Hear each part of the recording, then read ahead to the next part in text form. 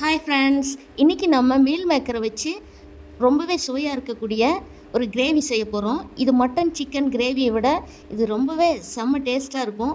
இது இட்லிக்கு, தோசைக்கு, சூடான சாப்பாட்டுக்கு, சப்பாத்திக்கு, பூரிக்கு, தயிர் சாதத்துக்கு தொட்டுக்க, இந்த மாதிரி எல்லாத்துக்குமே ஏற்ற ஒரு சைடிஷ்டாக இருக்கும்.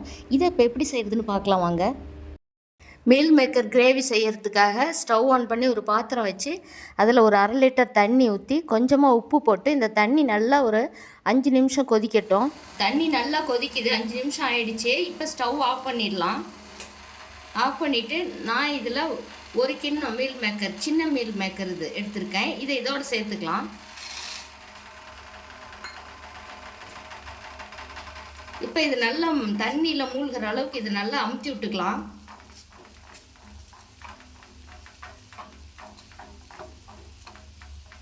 அமுத்தி விட்டு இது ஒரு 5 நிமிஷம் அப்படி இருக்கட்டும்.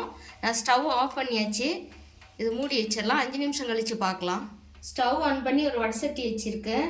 இதில் 2 ஸ்பூன் எண்ணெய் சேர்த்துக்கலாம்.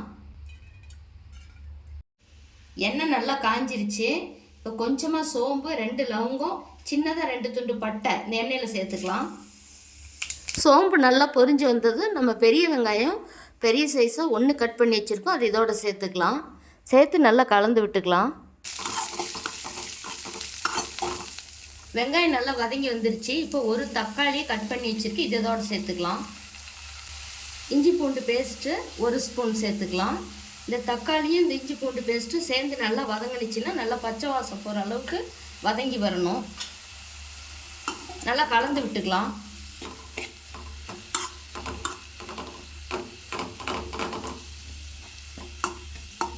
இந்த தக்காளி வதங்கும் போதே கொஞ்சமாக கல்லுப்பு சேர்த்துக்கலாம். நம்ம ஏற்கனவே மீல் மேக்கர் சுடுதண்ணியில் போட்டு கொதிக்க வைக்கும்போது அதில் கொஞ்சம் உப்பு சேர்த்துருக்கோம், அதனால் இதுக்கு கம்மியாக உப்பு சேர்த்துக்கலாம்.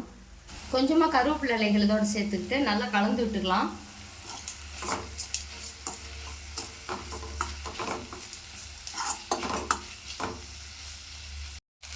வெங்காயம் தக்காளியெல்லாம் நல்லா வதங்கி வந்துருச்சு. இந்த சமயத்தில் கொஞ்சமாக வரமிளகாத்தூள் ஒரு 1/4 டீஸ்பூன் சேர்த்துட்டு, கரம் மசாலாவும் சின்ன டீஸ்பூனில் 1 டீஸ்பூன் சேர்த்துக்கலாம்.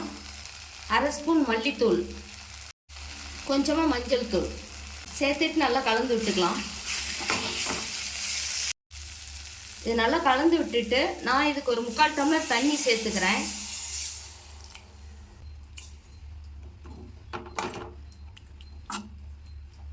தண்ணி சேர்த்துட்டு இது கொஞ்ச நேரம் ஒரு 2லேருந்து 3 நிமிஷம் இதில் இருக்கட்டும், மூடி வச்சிடலாம்.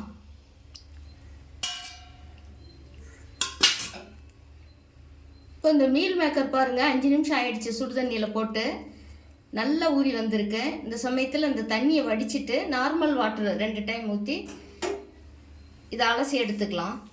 மீல் மேக்கரை சுடுதண்ணியிலேருந்து எடுத்து வடிச்சிட்டு நார்மல் வாட்டர் 2 டைம் ஊற்றி அலசி எடுத்தாச்சு. இப்போ பாருங்கள், நல்லா பிழிஞ்சு எடுத்தாச்சு. தண்ணியை கொஞ்சம் கூட இல்லை, இந்த அளவுக்கு எடுத்து வச்சுக்கலாம். இப்போ இந்த தக்காளி பார்க்கலாம். தக்காளி வெங்காயம் எல்லாம் நல்லா வெந்து வந்திருக்கு. பாருங்க, இந்த சமயத்தில் நம்ம இந்த மீல் மேக்கர் இதோடு சேர்த்துக்கலாம். சேர்த்து நல்லா கலந்து விட்டுக்கலாம்.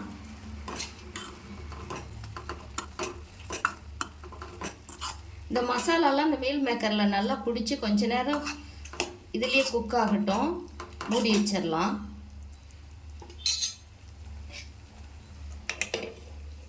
இப்போ திறந்து பார்த்துக்கலாம். 2 நிமிஷம் கிட்ட ஆயிடுச்சு. நம்ம மீல் மேக்கர் ஏற்கனவே சுடுதண்ணியில் பாதி குக் ஆகிருக்கு. இதுலேயும் பாருங்கள் ஒரு 2 நிமிஷத்துக்கு மேலேயே இருந்திருக்கு.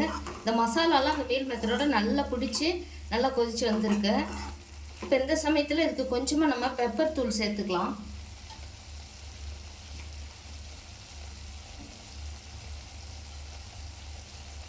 ஒரு 1/4 டீஸ்பூன் அளவுக்கு போடுறேன். சேர்த்துக்கிட்டு கலந்து விட்டுக்கலாம். இந்த டைமில் நம்ம உப்பு சரியாக இருக்கான்னு பார்த்துக்கலாம். நான் உப்பு போட்டது கரெக்டாக இருக்குது. பத்தலை அப்படின்னா கொஞ்சம் போட்டுக்கலாம். இப்போ இதை கலந்து விட்டாச்சு. மல்லித்தலை தூவி இறக்கிடலாம்.